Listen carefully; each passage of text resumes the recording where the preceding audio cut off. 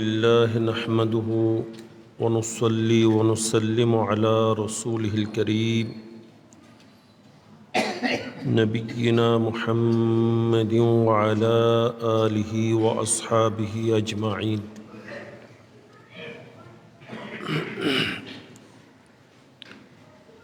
أما بعد فقد قال الله جل وعلا في القرآن المجيد والفرقان الحميد: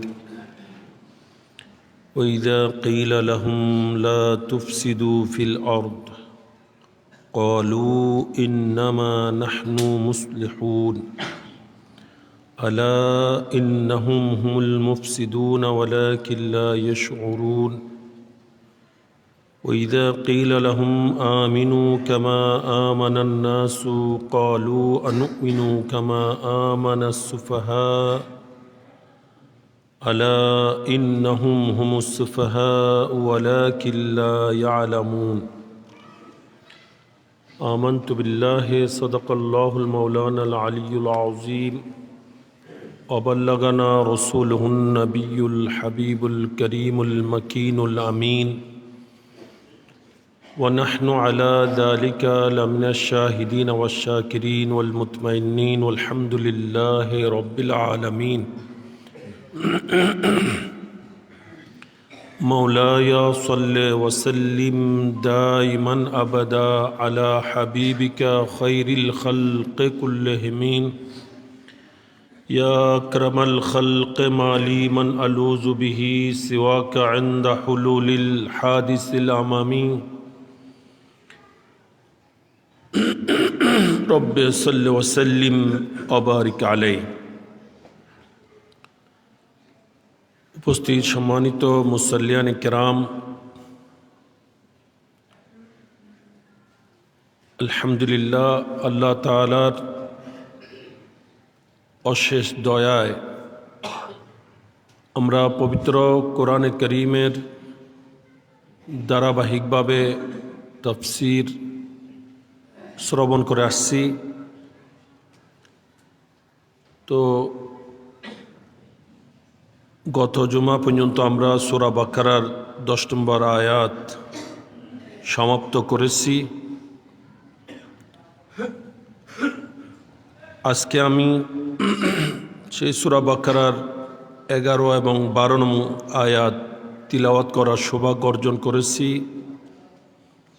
ইনশাআল্লাহুল আজিজ এই আয়াতের তরজমা তাফসীর সংক্ষিপ্ত আকারে আপনাদের সামনে পেশ করা হবে।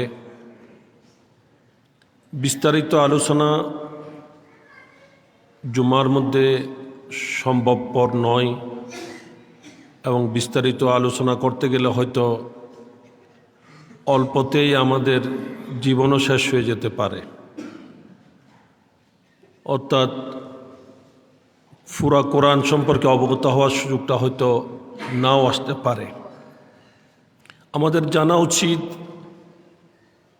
এই 30 পারা কোরআন, যেটা মুমিনের জন্য শেফা, যেটা মুমিনের জন্য রহমত, যেটাতে কল্যাণ আর কল্যাণ, যেটা 80 গ্রন্থের মধ্যে শ্রেষ্ঠতম গ্রন্থ, যে কোরআনের উপর আমল করে মুসলমান বিশ্বের নেতৃত্ব দিয়েছিলেন, সংখ্যা লঘিষ্ঠ হওয়া সত্ত্বেও মুসলমানদের কর্তৃত্ব নেতৃত্ব বিশ্বব্যাপী ছিল।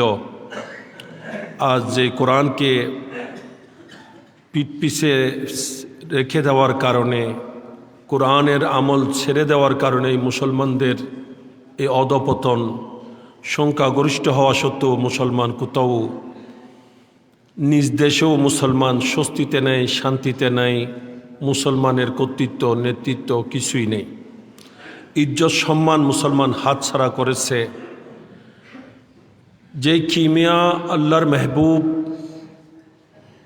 সেই নূরের পাহাড় জবলে নূর থেকে, গারে হেরা থেকে যে পরশ পাথর আমাদের জন্য নিয়ে এসেছেন, যেই লৌহে মাহফুজের অমূল্য রত্ন, অমূল্য গ্রন্থ পেয়ারা নবীর মাধ্যমে আমরা লাভ করেছি, সেই কোরআনে আমাদেরকে কি বলা হয়েছে আমাদের জানা উচিত।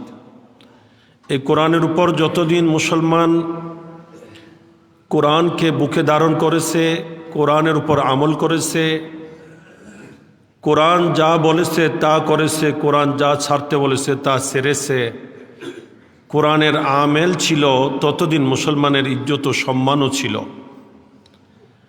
ডক্টর ইকবাল যেটাকে আফসোস করে বলছেন, वो ज़माने में मुअज़्ज़ज़ थे आमिले कुरआन होकर, हम खार हुए इस ज़माने में तारिके कुरआन होकर। ওই যুগে মুসলমান সংখ্যায় কম হওয়া সত্ত্বেও মুআজ্জাজ ছিলেন, সম্মানী ছিলেন, ইজ্জতওয়ালা ছিলেন, ইজ্জতের অধিকারী ছিলেন কোরআনের উপর আমল করে, যেহেতু এরা আমেলে কোরআন ছিলেন, কোরআনের উপর আমলকারী ছিলেন। ইস জামানে মে হাম খার হয়ে তারেকে কোরআন হোকর, এই যুগে আমরা লাঞ্ছিত হচ্ছি, পদদলিত হচ্ছি একটি কারণ যে আমরা কোরআনকে পিঠ পিছে রেখে দিয়েছি, কোরআনের আমল ছেড়ে দিয়েছি। নাউজুবিল্লাহি মিন যালিক। বর্তমানে তো মুসলমানের মধ্যে কোরআনের আমল তো দূরের কথা, কোরআনের তিলাওয়াত পর্যন্ত নেই, কোরআনের তিলাওয়াত পর্যন্ত নেই। হয়তো বিপদে পড়লে তখন হুজুর ডেকে ডেকে খতমে কোরআনের আয়োজন করে। আমি প্রায় সময় এই কথাগুলো বলে থাকি, খতমে কোরআনের আয়োজন করে ঠিক, হয়তো হুজুরদেরকে লাগিয়ে দিয়েছে, সেও দ্বারে কাছে নাই যে হুজুর আপনারা খতম পড়েন। একটি শব্দ সে তো পড়ল না, সাহেব দাওয়াত একটা শব্দ শুনলও না।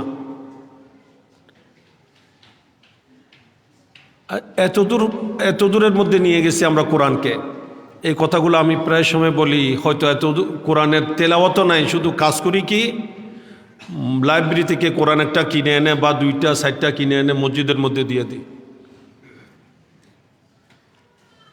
মাজারের মধ্যে নিয়ে দিই। মনে হয় যেন এটা অনেক বড় আমল, বড় কাজ করতেছি, আমি বড় নেক আমল করতেছি। কেন? সেখানে কি কোরআনের অভাব হয়েছে? কোরআনের অভাব নাই, কোরআনের তিলাওয়াতকারীর অভাব। অনেকে দেখা যায়, আমি দেখেছি এখানে 1 ডজনও একসাথে নিয়ে আসে, 10টা 20টাও একসাথে নিয়ে আসে।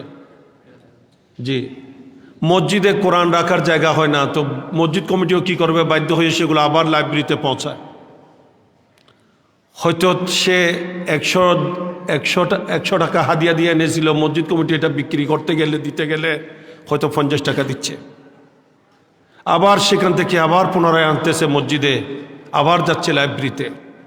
এই মসজিদে এই পর্যন্ত যত কোরআন আসছিল সবগুলা রাখলে তো মসজিদের নিচের তলা মনে হয় ভরপুর হয়ে যেত। কোরআন মসজিদে আসতেছে, কোরআন লাইব্রেরিতে যাচ্ছে, এই কোরআন তোমার ঠাঁই নাই কোথাও না। লাইব্রেরিতে কে সেই কোরআনকে কেউ খুলে দেখতেছে না, মসজিদে কেউ খুলে দেখতেছে না, পাঠ করতেছে কেউ, তেলাওয়াত করে আছে। আমি তো মনে করি এটা একটা কোরআনের লাঞ্ছনা, এটা কোরআনের অসম্মানী। কেন? কোরআনকে এই জন্যই সৃষ্টি হয়েছে, কোরআনকে এই জন্যই নাজিল হয়েছে যে কোরআনকে কিছুক্ষণ লাইব্রেরিতে, কিছুক্ষণ মাজারে, কিছুক্ষণ মসজিদে নিয়ে নিয়ে দেওয়া হবে, সেখান থেকে ঘোরাফেরা, শুধু ঘোরানো হবে কোরআনকে। মধ্যখানে লাইব্রেরিওয়ালার ব্যবসা হবে, আরেকজনের ব্যবসা হবে।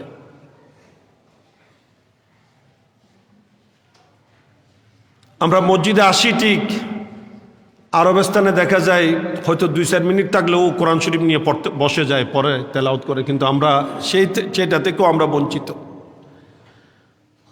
হয়তো রমজান মাস আসলে কিছু ভাইয়েরা হয়তো কোরআন তেলাওয়াত করে থাকেন,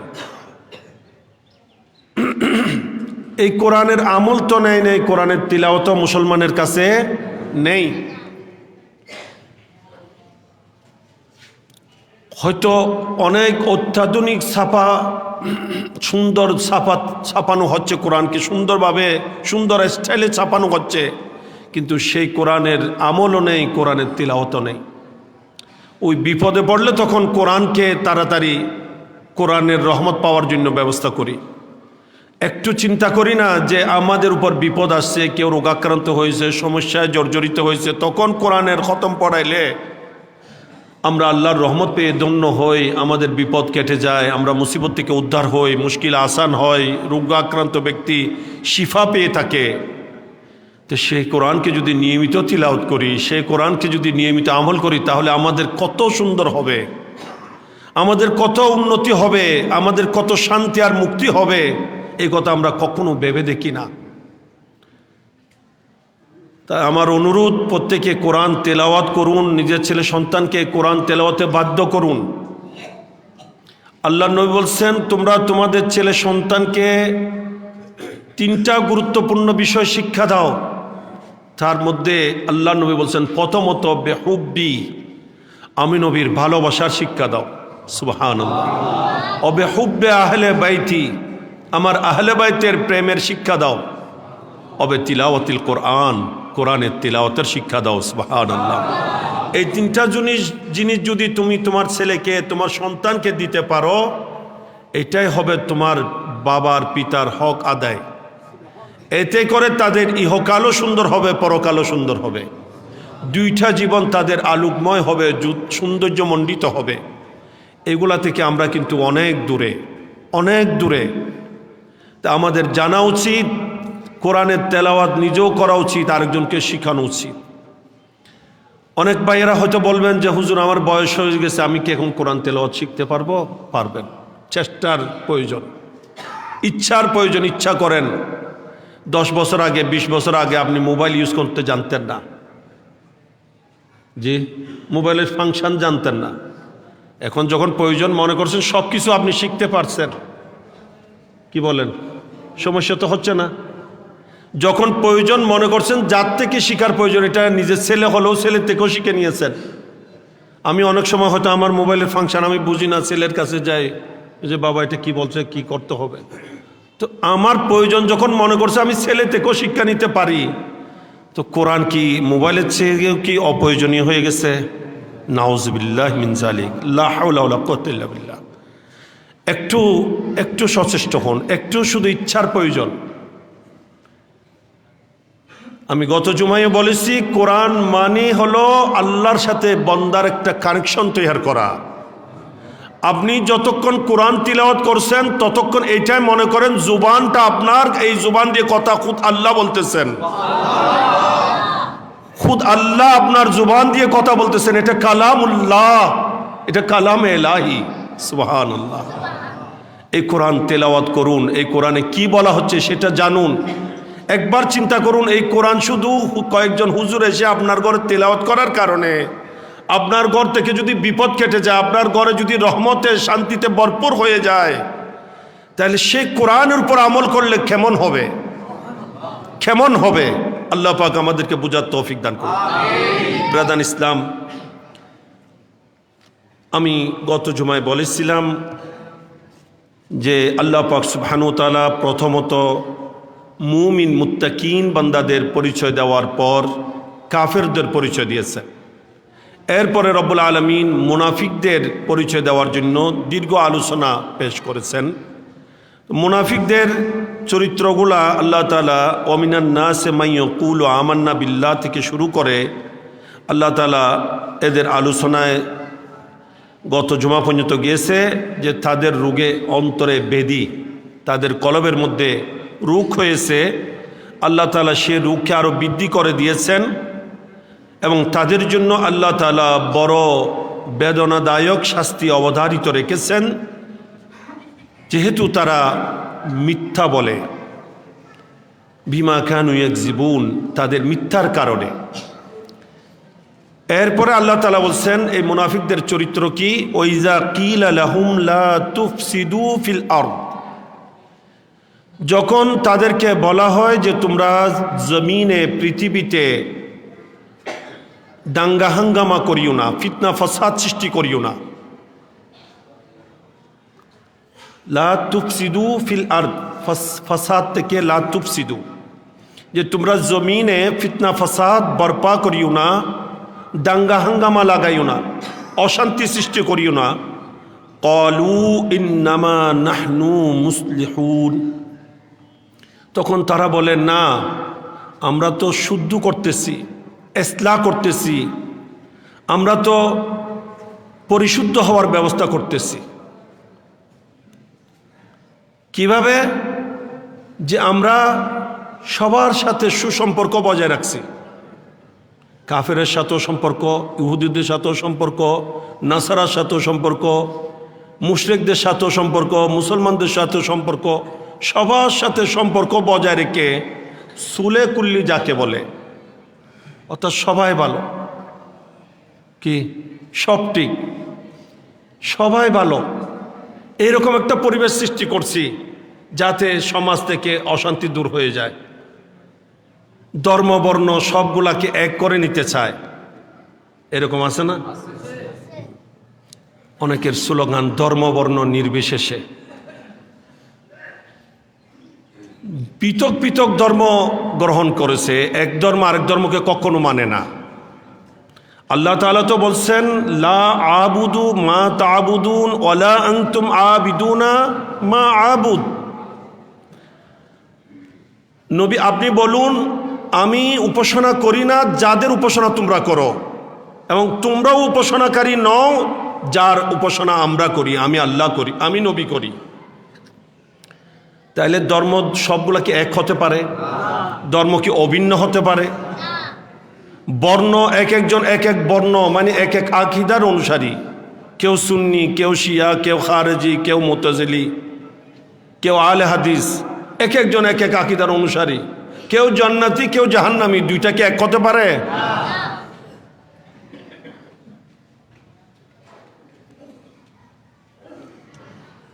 এই জন্য ধর্মবর্ণ নির্বিশেষে কথাটাই শুদ্ধ নয়, এটা সম্পূর্ণ অশুদ্ধ কথা।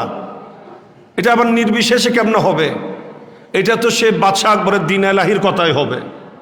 ধর্মবর্ণ নির্বিশেষে সব যদি এক করা যায় তাহলে তো এটা দ্বীন এলাহি হবে, যে এটা দ্বীন ইসলাম হবে না।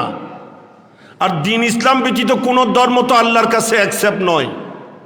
রব্বুল আলামিন প্রকাশ্য ঘোষণা দিচ্ছেন ওয়া ইয়াবতাগি গায়রাল ইসলামে দীনা ফালাই ইউকবালা মিনহু। আল্লাহ বলছেন যেই ইসলাম ব্যতীত অন্য কোনো ধর্ম অন্বেষণ করবে সেটা আমার কাছে গ্রহণযোগ্য হবে না, অ্যাকসেপ্ট হবে না। ইন্নাদ দীনা ইনদাল্লাহিল ইসলাম, আমি আল্লাহর কাছে একমাত্র মনোনীত ধর্ম ইসলাম। ওয়ারাদিতু লাকুমুল ইসলাম দীনা, আমি আল্লাহ তোমাদের জন্য একমাত্র দ্বীন ইসলামকে ধর্ম হিসেবে মনোনয়ন দিয়েছি। তা আল্লাহর মনোনীত দ্বীন এবং আল্লাহর মনোনীত দ্বীন নয়, দুইটা কি দুই দিন এক হতে পারে? রাত আর দিন এক হতে পারে? অন্ধকার আলো এক হতে পারে? কখনো না। এগুলা সে বাদশাহ আকবরের দ্বীন এলাহিকে পুনঃপ্রতিষ্ঠার একটা পায় তারা, নাউজুবিল্লাহ মিন যালিক। এবং কোরআনের সাথে ওপেন চ্যালেঞ্জ করা।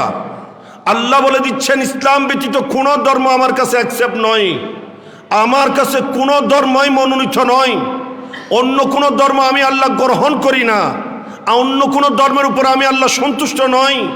সেখানে আপনি অন্য কোনো ধর্মকে ধর্ম বলারও সুযোগ নাই, ধর্ম বলারও সুযোগ নাই। এবং বর্ণের মধ্যে সুন্নি আকীদা ছাড়া অন্য কোনো আকীদা আল্লাহ রসুলের কাছে গ্রহণযোগ্যই নয়। আপনি এখানে বর্ণ সব এক কীভাবে করবেন? এই ধরনের যারা মন মানসিকতা পোষণ করে, যারা বলে যে আমরা কাউকে কিছু বলার দরকার নেই, সবগুলাই ভালো, প্রত্যেকে আপন আপন জায়গায় ঠিক আছে, সবগুলাকে মিলেমিশিয়ে থাকতে হবে, এই ধরনের সুলে কুল্লি, এটা আল্লাহ রসুলের কাছে গ্রহণযোগ্য নয়। এটা মুনাফিকের চরিত্র। এটা কার চরিত্র? দেখেন, আমি আমার মন গড়া কোনো কথা বলছি না, এটা কোরআনের তাফসীর হচ্ছে যে, এবং কোরআনের তাফসীর মন গড়া করার কোনো সুযোগ নেই, যেহেতু আল্লাহর পেয়ারা হাবিব সাল্লাল্লাহু তাআলা আলাইহি ওয়াসাল্লাম স্পষ্টভাবে ঘোষণা দিয়েছেন মান ক্বালা ফিল কোরআনে বেরাইহি বা মান ফাসসারাল কোরআনা বেরাইহি ফালিয়াতাবাওয়া মাকআদাহু মিনান নার। বিভিন্নভাবে রাওয়ায়াতটা এসেছে এবং এই হাদিসটা মুতাওয়াতির দরজায় পৌঁছেছে। তার মানে এটা নাসসে কাতঈ, অকাট্য দলিল। নবী বলেন যেই ব্যক্তি কোরআনের মন গড়া তাফসীর করবে, ব্যাখ্যা বিশ্লেষণ করবে, তার ঠিকানা জাহান্নাম, নাউযুবিল্লাহি মিন যালিক। এই জন্য কোরআনের তাফসীর ইচ্ছামতো করা যায় না, ইচ্ছামতো বলা যায় না। কোরআনের তাফসীর করার নিয়ম পদ্ধতি রয়েছে। কোরআনের তাফসীর করতে হলে রেফারেন্স লাগবে। কোরআনের তাফসীর হয়তো কোরআন দিয়ে করতে হবে, অন্যথায় কোরআনের তাফসীর আল্লাহ নবীর হাদিসে পাক দিয়ে করতে হবে, সাহাবায়ে কেরামের উক্তি দিয়ে করতে হবে, যারা সরাসরি নবীর ছাত্র। এই জন্য কোরআনের তফসির যারা মন গড়া করে তারা বিভ্রান্ত হয়। তাই কোরআন থেকে সবাই হেদায়েত পায় না, এগুলা নিয়ে আমি আলোচনা শুরুতেই করেছিলাম। ইউদিল্লু বিহি কাসিরা, আল্লাহর কোরআন বলছে আমার কোরআন পড়ে অনেকেই গুমরাহ হয়।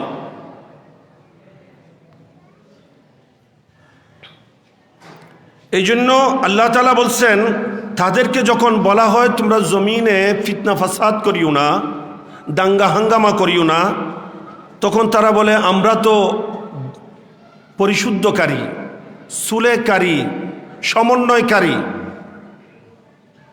কিভাবে? যে এইভাবে আমরা মুমিন কাফির উভয়কে সন্তুষ্ট রাখি। উভয়কে কি রাখি? সন্তুষ্ট রাখি। এবং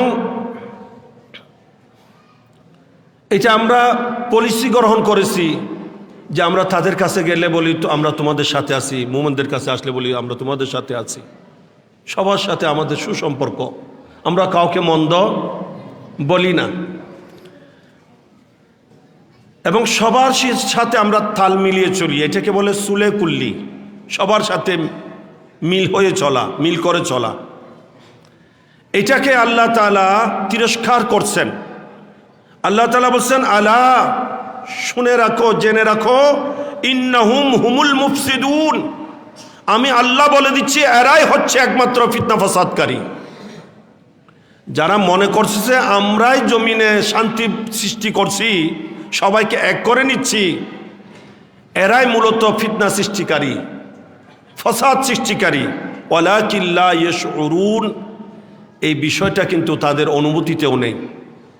তো তারা যে মূলত ফিতনা সৃষ্টি করছে, শান্তির নামে যে অশান্তি সৃষ্টি করছে, সেই কথা তারা বুঝতেও পারে না। নাউজুবিল্লাহ মিন যালিক। এখান থেকে বোঝা যায় সবার সাথে তাল মিলিয়ে চলা হচ্ছে ফসাদের মূল। ভালোকে ভালো বলতে হবে, মন্দকে মন্দ বলতে হবে, ন্যায়কে ন্যায় বলতে হবে, অন্যায়কে অন্যায় বলতে হবে, সত্যকে সত্য বলতে হবে, মিথ্যাকে মিথ্যা বলতে হবে, হককে হক বলতে হবে, না হককে না হক বলতে হবে, দুধকে দুধ, ফানিকে ফানি বলতে হবে। আপনি সবগুলাকে এক করে ফেললে এটা কখনো শান্তির ব্যাপার হয় না, বরং এটাই ফিতনা ফাসাদের কারণ হয়ে থাকে, এটাই অশান্তি সৃষ্টির কারণ হয়ে থাকে, এইটাই হয় মুনাফিকি চরিত্র। নাউজুবিল্লাহ মিন যালিক।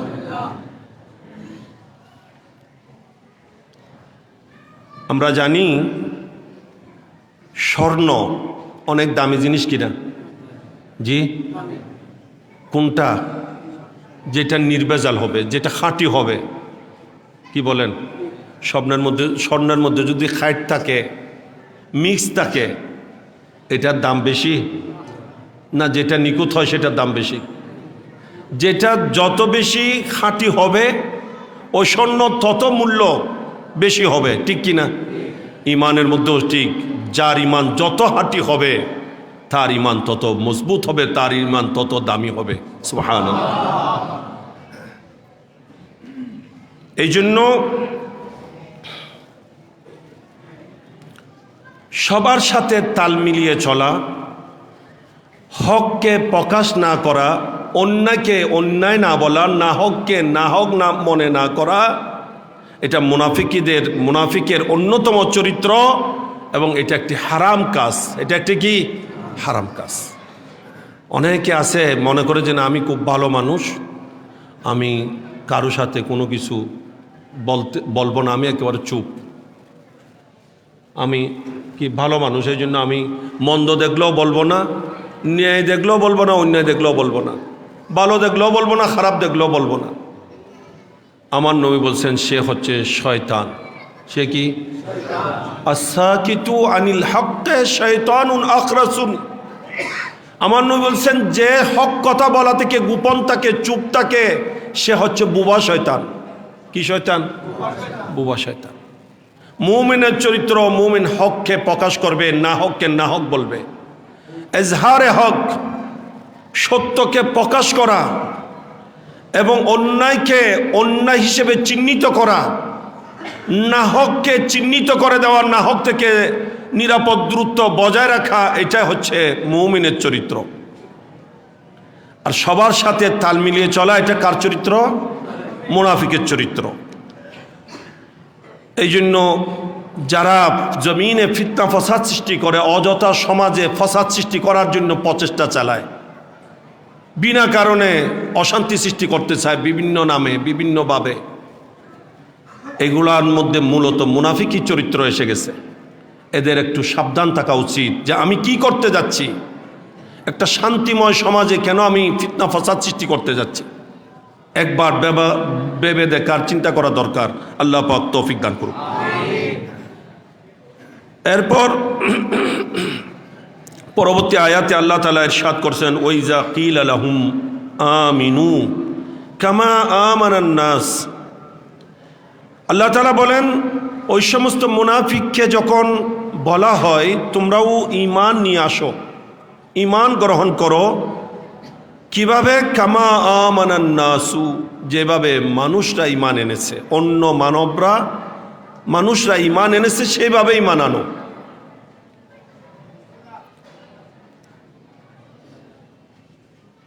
এখানে আন্নাস যে শব্দটি আসছে, এখানে আলিফলাম যেটাকে বলে আহাদি, আলিফলামে আহাদি, এটার মুরাদ দুইটা সম্ভাবনা। একটা হচ্ছে হজরাতে সাহাবাই কেরাম, হজরাতে সাহাবাই কেরাম রিদওয়ানুল্লাহি তাআলা আজমাইন। যে আল্লাহ তাআলা বলছেন, যখন মুনাফিকদেরকে বলা হয় যে তোমরা আমার নবী সাহাবাই কেরাম যারা যথাযথ ঈমান গ্রহণকারী তাদের মতো তোমরা ঈমান আনো, অথচ মুনাফিকরা আগে বলেছিল আমান্না বিল্লাহি ওয়া বিল ইয়াউমিল আখির, আগে আয়াত গিয়েছে যে আমরা আল্লাহ এবং পরকালের উপর ঈমান এনেছি। আল্লাহ তাদের ব্যাপারে বলে দিয়েছেন ওমা হুম বিমুমিনিন, তারা কি নয়? মুমিন নয়। এই জন্য আল্লাহ তাআলা বলছেন তাদেরকে যদি বলা হয় যে আমার নবী সাহাবাই কেরাম যেভাবে ঈমান এনেছে সেইভাবেই মানানো, তাহলে বোঝা যায় ঈমান হতে হবে সাহাবাই কেরামের ঈমানের মতো, সাহাবাই কেরামের ঈমানের মতো আমাদের ঈমান হতে হবে। সাহাবাই কেরাম আর আমাদের ঈমান অভিন্ন হতে হবে, এটাই হচ্ছে কোরআনের দাবি। এখানে আল্লাহ তাআলা সাহাবাই কেরামেরকে সাহাবাই কেরাম বলে উল্লেখ করেন, আন-নাস বলছেন। সেখান থেকে মুফাসসিরিন কেরাম বলছেন, এখান থেকে এই কথাও বোঝা যায় যারা সত্যিকার অর্থে সাহাবাই কেরামের মতো ঈমান আনবে তারাই সত্যিকার মানুষ, তারাই মানব বলে পরিচয় দেওয়ার মতো যোগ্যতা সম্পন্ন। সুবহানাল্লাহ।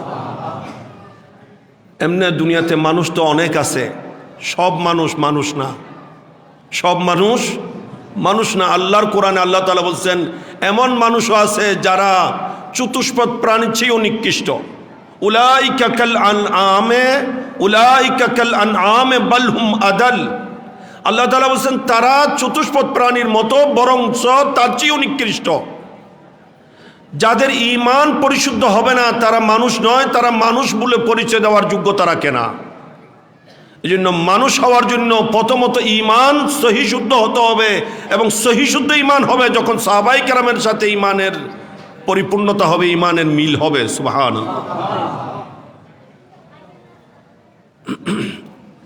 একটা মুরাদ, একটা সম্ভাবনা হয়তো এখানে আন্নাস বলতে সাহাবাই কেরাম মুরাদ, অথবা আন্নাসের মুরাদ হলো সাহাবাই কেরাম এবং অপরাপর সত্যিকার ঈমানদার যারা নেককার বান্দা, সমস্ত সাহাবাই কেরাম, তাবিন, তবে তাবিন, আইমে মুজতাহিদিন, আল্লাহর প্রিয় আউলিয়া কেরাম, সকলেই মুরাদ এই আন্নাসের মুরাদ উদ্দেশ্য।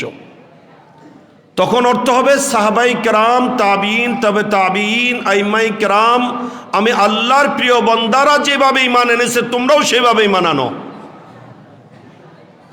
সবার সাথে মিল রেখে ঈমান নয়, ইনাদের মতো অখাট্য ঈমান, ইনাদের মতো খাঁটি ঈমান আনো, এই যে ঈমানের মধ্যে কোনো রকমের ত্রুটি নেই।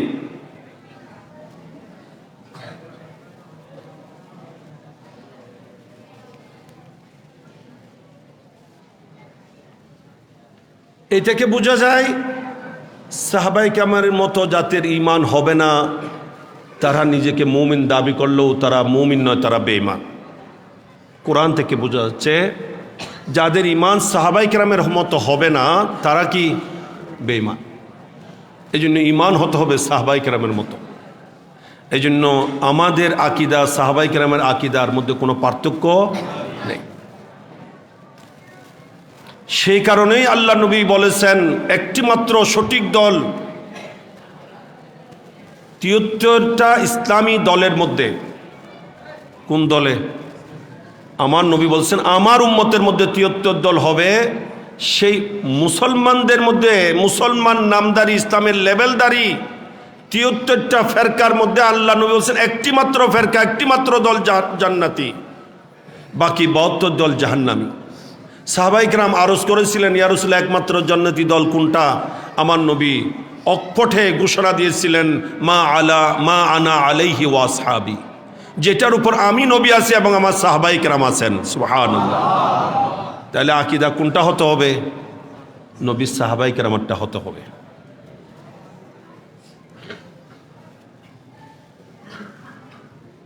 এবং আন্নাসের মুরাদ যদি আউলিয়া কেরাম পর্যন্ত সকল মুমিন হয়ে থাকে আন্নাসের মুরাদ, তখন হযরতে সাহাবায়ে কেরাম, তাবিঈন, তবে তাবিঈন, আইম্মায়ে মুজতাহিদিন, আইম্মায়ে শরীয়ত, আইম্মায়ে তরিকত, আল্লাহর প্রিয় বাজন বান্দা, আল্লাহর পক্ষ থেকে বিশেষ নিয়ামত প্রাপ্ত বান্দা যারা সালিহিন, তাদের পথে মথে থাকা, তাদের আকীদা পোষণ করা, তাদের মতো ঈমান গ্রহণ করা, এইটাই হচ্ছে জান্নাতি হওয়ার, নাজাত প্রাপ্ত হওয়ার অন্যতম জরিয়া এবং মাধ্যম। সুবহানাল্লাহ। এই জন্য তাদের পথে মতে থাকতে হবে। যেহেতু অপর হাদিসে পাকে আছে, এগুলো প্রত্যেকটার পিছনে কোরআন হাদিসের দলিল আছে। হাদিসে পাকে আছে আমার নবী বলছেন যেটাকে মুমিনরা ভালো মনে করে, মুসলমান যেটাকে ভালো উত্তম মনে করে, এটা আল্লাহর কাছে উত্তম হয়ে থাকে। সুবহানাল্লাহ। এই মুমিনদের যে সমস্ত কার্যক্রম যেগুলো আমরা করে থাকি, বিশ্বব্যাপী সকল আহলে সুন্নাত ওয়াল জামাতের অনুসারী যে আমলগুলা করে, যে আকীদা পোষণ করে, সে আকীদা আপনার হতে হবে, সে আমলগুলাকে আপনাকে ভালো মনে করতে হবে। যেমন নাকি মিলাদুন নবী করা, গিয়ারবি শরীফ করা, কবর জিয়ারত করা, ফাতিহা উরুস ফাতিহা করা, এইভাবে যত নেক আমল যেগুলাকে মুসলমান ভালো মনে করে, ভালো জেনে আমল করে, মুস্তাহাব জানে, এগুলাকে মন্দ যারা বলে তারা কখনো সঠিক পথের অনুসারী নয়।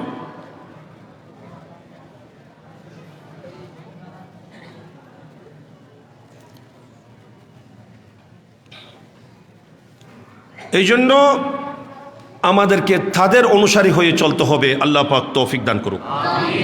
ব্রাদার ইসলাম, এরপর আল্লাহ তাআলা বলছেন, যখন তাদেরকে বলা হয় যে তোমরা ওইভাবে ঈমান আনো যেভাবে মানুষরা ঈমান এনেছে, অপরাপর মুমিনরা ঈমান এনেছে, ক্বালু আনুমিনু কামা আমানাস সুফাহা, তখন তারা বলে আমরা কি ওইভাবে ঈমান আনবো যেভাবে অজ্ঞরা, বেকুব, নির্বুধরা ঈমান এনেছে? অর্থাৎ এরা নবী সাহাবায়ে কেরাম, এটা পূর্বর আল্লাহর প্রিয় বান্দাদেরকে কি বলে? আহমক বলে, বেকুব বলে,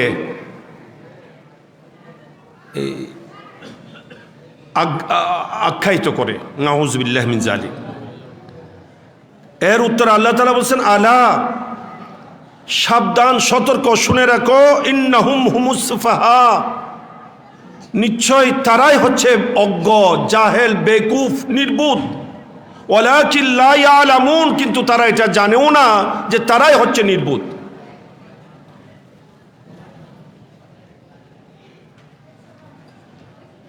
এই মুনাফিকরা, তাদেরকে যখন বলা হবে আল্লাহর প্রিয় বান্দা আউলিয়া কেরামের পথে আসুন, তখন তারা বলবে এরা নির্বুধ।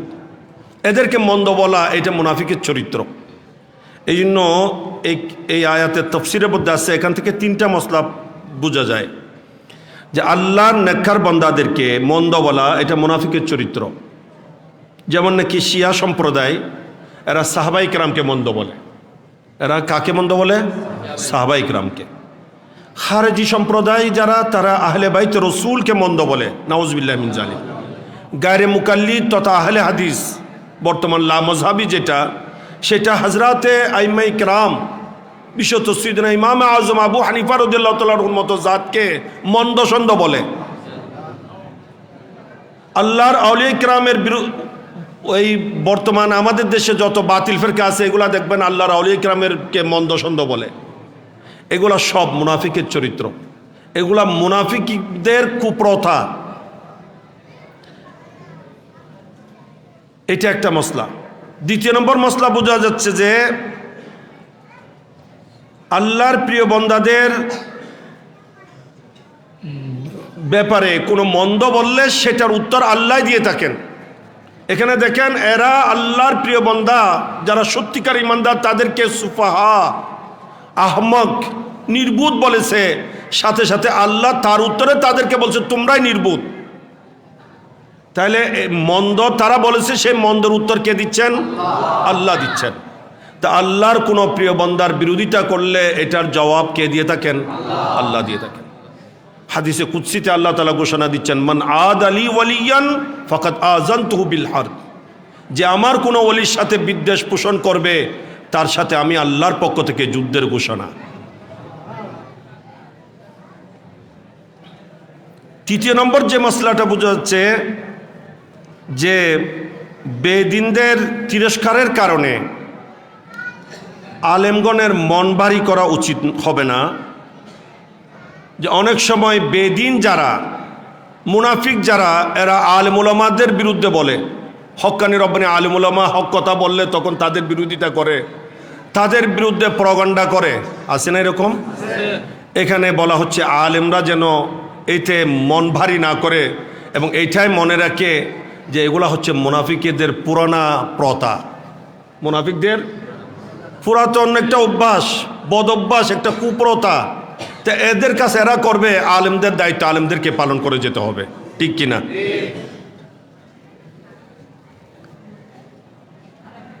এবং এখান থেকে আমরা আরেকটা বিষয় স্পষ্ট আমাদের জন্য স্পষ্ট হয়, সেটা হলো যে একমাত্র আহলে সুন্নাত ওয়াল জামাতেই হক দল এবং হক হওয়ার জন্য সাহাবাই কেরাম সহ সমস্ত আল্লাহর প্রিয় বান্দাদের অনুসারী হতে হবে।